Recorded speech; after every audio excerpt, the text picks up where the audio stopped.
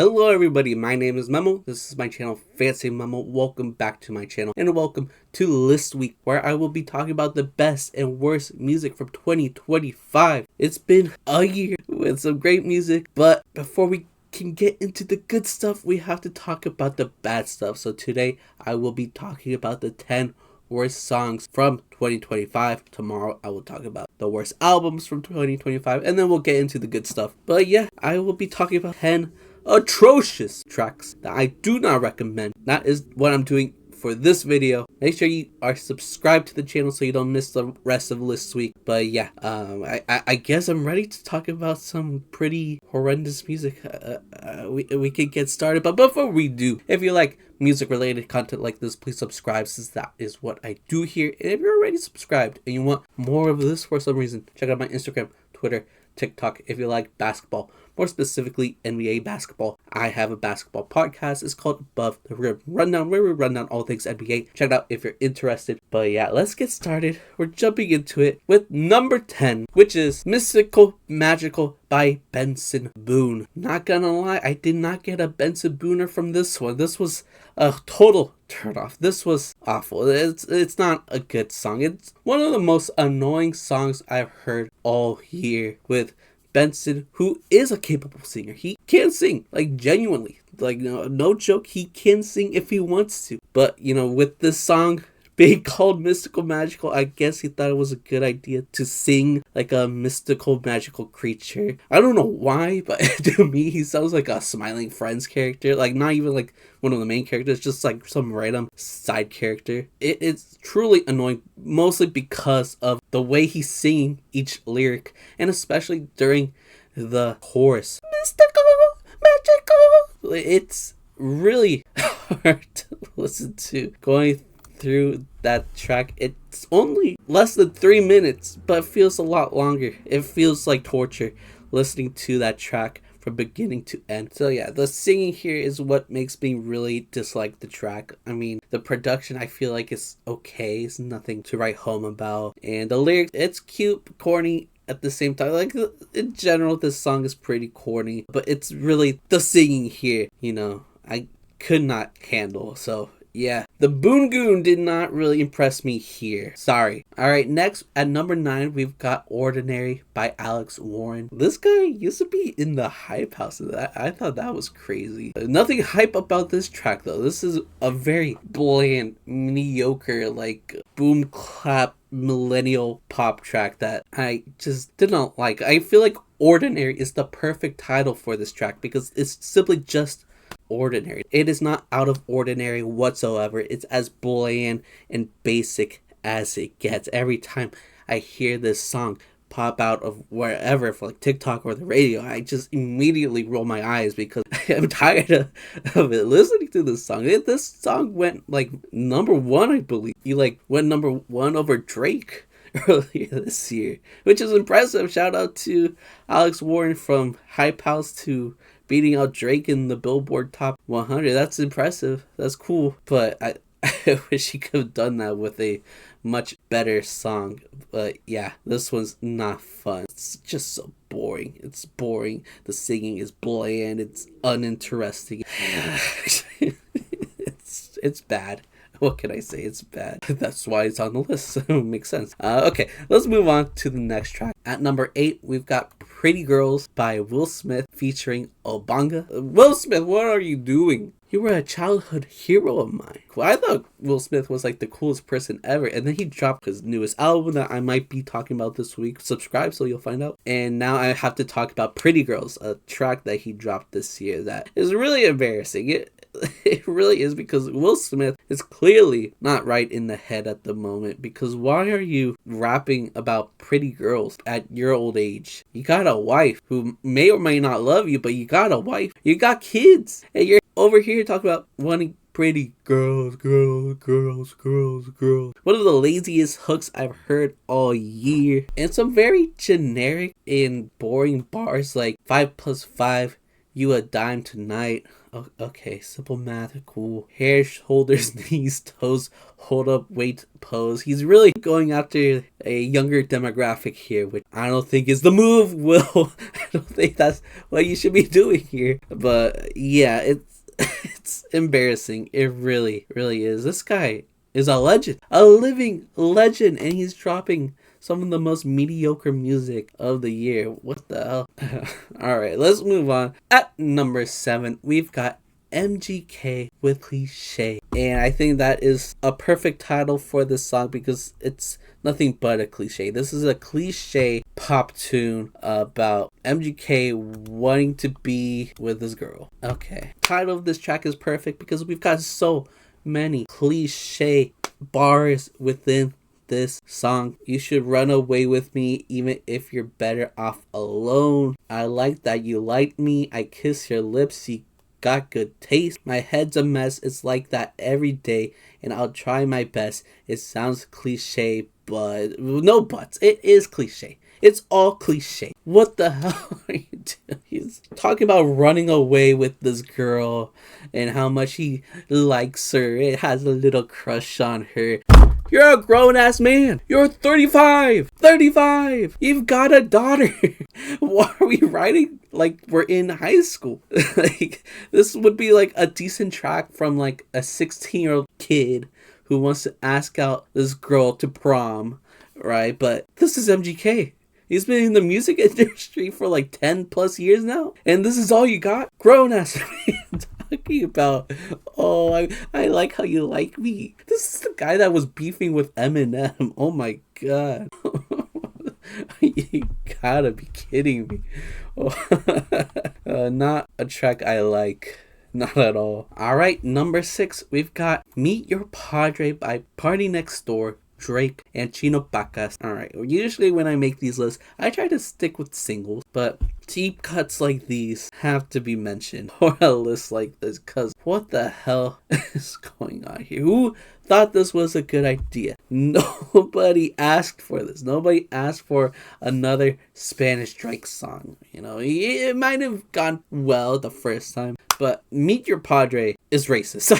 I'm just gonna say it's racist. I feel offended. He is offending my language. Cause what the hell is this, dude? I want to meet your madre, pay my respects to your padre, mi amor. Mi amor, I'm not the one you can ignore. I want your funeral, por favor. I see your body is like Coca-Cola. What the hell? Who thought this was okay to like be sent to the public? Who co-signed this? Oh my god, this is one of the most embarrassing Drake songs he's ever dropped. And that's saying something because he has so many embarrassing tracks in his discog. Crazy. It's crazy that this exists. But yeah, I think this should be considered a hate crime. I think Drake needs to apologize. And PARTYNEXTDOOR and Chino Pacas too. Like, everybody. Whoever's involved in this. Whoever made the instrumental. Who made the instrumental? I'm looking up the credits because you need to apologize as well. Produced by DJ Lewis, Oli, Angel, J.O.P. You all need to apologize because you're disrespecting an entire language with this track. It's getting out of hand. It really is. Alright, next track. We made it to the top 5. Top 5, ladies and gentlemen. At number 5, we've got Dare You by Imagine Dragons and NLE Choppa. Dude, what can I say? Like, who asked for this? Who thought, you know what? Imagine Dragons and NLE Choppa would sound great together. Whose big brain came up with that idea? Because I'll tell you this, it was not a good idea. It really was not. We got some corny ass verse from NLE Choppa. We got some horrendous singing from Imagine Dragons. You will never get me out alive. It's just overly serious. Like they thought they were making a banger here. They really did. They genuinely tried their best, and their best was dog shit. This embarrassing attempt to, I believe, like redo the Imagine Dragons JID track that did very, very well. I forgot when that was released, maybe like a year or two ago. But, you know, they decided to look for another rapper, this time a much worse rapper, collab with them, and ended up making a top 5 worst track of 2025. It's just so bad. It's so bad. Who thought this was a good idea? Imagine dragging my butt. Next track at number 4, we've got Doechii with Anxiety. I hate to do it. I love Doechii. Please, like, this is not gonna be a Doechii hate train or whatever, but I do hate this song. Anxiety is a garbage ass song. I didn't like it when it was released, and I still don't like it. I don't care how many people try to tell me that this is a good song. There's so many like music nerds out there that are claiming that this is a good song. I don't see it. This is garbage. This is simply just garbage. It really is. It's Doechii, you know, talking about an important topic, talking about something very serious, anxiety. You know, this is something that a lot of people can relate to, and it can have a serious toll on somebody. It is a topic that should be discussed in hip-hop. Hip-hop tracks about mental health is very important. However, the way she went about this was the wrong move. This was such a goofy way to go about this track. Rapping over the Doechii song, somebody that I used to know. Why are we doing that? Like, I know this song was made years ago, and I know hip-hop artists tend to rap over other people's beats, but why this beat? This is such a goofy ass beat from a song that I really like, but because of Doechii, because of Anxiety, I can't listen to that track anymore. I can't. It like gives me PTSD. I cringe every time I hear that beat. A beat that I used to love, a beat that I used to know, a beat that I used to listen to all the time. I love that song. I love that song growing up. And now it's like ruined because once I hear like a second of that song, I get reminded of Anxiety and how horrendous it is and how cringy it is. I think the topic is important, but it's on the nose. It's shoved into your ears over and over. Anxiety. Could we write something a little bit better that isn't so on the nose and we don't get reminded about the topic of the song every 2 seconds? Doechii is talented enough, especially now, to come up with a better song about a topic this serious. So I understand this is an older track and she could do better now, but this is atrocious. It really, really is. The lyrics are on the nose. Even though it's about something important, it's just shoved in your face over and over again. The beat is too goofy for a topic this serious, and I don't really find Doechii's performance on this track that good, except for some of the singing towards the end, but for the most part she sounds very annoying. So yeah, Anxiety has to be on this list. I don't know why it wasn't on more lists, but yeah, not a fan of this one. But shout out to Doechii. I do like her music. I do think she's talented, but this was garbage. Next track, number 4, we've got Taylor Swift with Cancelled. Why would she think we want to hear about a billionaire white woman talking about cancel culture? Why? Who asked for this? Nobody cares. And she's talking about how she likes being friends with people who get canceled because they got the same scars as her or whatever. Dude, like, for the most part, people get canceled for like legitimate reasons. Whether you're like a pedophile or, I don't know, maybe use your jet every single time you want to go to the grocery store. You telling us that you want to be friends with people who get canceled is just telling me that you like befriending horrible people. That's it. Because that's what happens for the most part when people get canceled. They're like pedophiles or they're Trump supporters, they're racist. You're telling me that that's your people? That's who you like to hang out with? I mean, I wouldn't be surprised. You know, you haven't really done anything since the White House have been using your music for their propaganda. That's a red flag. Sabrina Carpenter did something. Olivia Rodrigo did something. Many other artists have copyright striked the White House for spreading their hateful rhetoric, but you haven't. That's a red flag. Like, I wish we could cancel Taylor Swift. That's not possible because she's the most famous person on the planet. But if there's one person that deserves to be canceled, it's probably her. That's, you know, letting the White House use her music to spread propaganda, to normalize the kidnappings of innocent families, of dads, mothers, of children even, just to send them to like the wrong country. What the hell? Fuck Taylor Swift, fuck this song, cancel this garbage, just like her. Let's move on. That was number 3. Number 2, we've got Lil Wayne, Peanuts to an Elephant. This song can't be real. First of all, Lin-Manuel Miranda, never produce ever again. Never make a beat ever again. What are you doing? This is one of the worst instrumentals I've heard in a long time. This sounds like a song for like an old school 8-bit video game, like maybe like a bootleg of Mario, call it Gario, I don't know, and you just added elephant noises throughout it. Dude, what are we doing? This is embarrassing. And then Lil Wayne tries rapping over it, which like low-key impressive, because like how could anybody rap on a beat that garbage, a beat that clunky, a beat that embarrassing? Like, why did he think that was a good idea to rap over this beat? It's astonishing. Honestly, it really is. You know, he did not impress me at all this year, but I will admit that he is a brave soul for being able to not only attempt to rap on a beat this garbage, but let it out to the public. Like, this man has like an embarrassment kink or something, because like, what the hell? Why would he release a song this garbage? It's astonishing. I'm shocked, but shout out Wayne, I guess.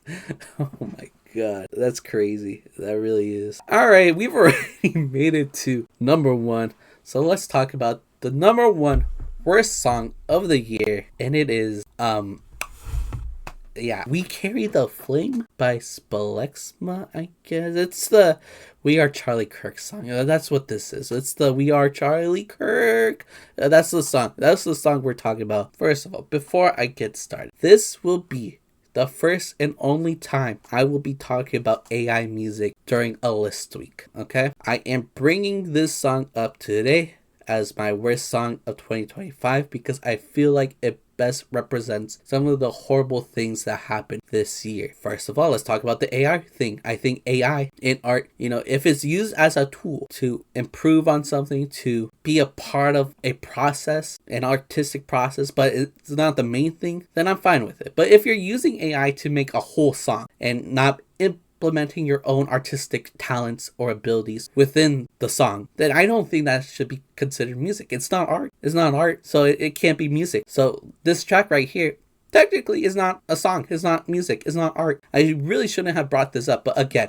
I want to talk about how awful this trend is of using AI to make art. I'm tired of seeing AI memes, AI TikToks, AI photos, AI music.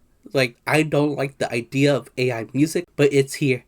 It's real. And this is one of the main examples of it. The We Are Charlie Kirk song, which, you know, I enjoy the memes. You know, it's fun. It's cool with stuff. But again, we really should be supporting AI music because it's not music. It's not art. Art is made by artists, not machines. So, yeah, that is one of the reasons why I wanted to bring this song up. And another reason is because the intentions of this song was to tribute Charlie Kirk. I know it got memeified and, you know, it's used for the Kirkified memes and I enjoy those, but the intentions with this song is to create a song glorifying Charlie Kirk, a person that was not a good person. He was homophobic, a racist, transphobic, sexist. He spread hateful rhetoric within his time on Earth. And now that he's gone, it like became worse. His wife is a bitch. His wife is just as bad as he is. And a lot of people are, you know, downplaying what he said throughout his life. But yeah, I'm not down with that. Like, he is an awful human being. He does not deserve to be treated like he's Martin Luther King Jr., which a lot of people are trying to push. But I'm not down for that because he is a garbage human being who said that, you know, school shooting victims are essential sacrifices in order to keep the Second Amendment. And guess what? He died in a school shooting. He made his bed and now he has to sleep in it forever. So, yeah, I don't like this song. Fuck AI. Fuck Charlie Kirk. Fuck this track. We Carry the Flame is the worst song of 2025. And I'm gonna end it there. So, thank you guys for watching. If you liked the video, like the video makes sense, right? Comment down below, what is the worst song that was released in 2025? Let me know. If you like music related content like this, please subscribe, since that is what I do here. And if you're already subscribed and you want more of this for some reason, check out my Instagram, Twitter, TikTok. If you like basketball, more specifically NBA basketball, I have a basketball podcast. It's called Above the Rim Rundown, where we run down all things NBA. Check it out if you're interested. But yeah, I'm done here. So thank you guys for watching. I love you guys. Good.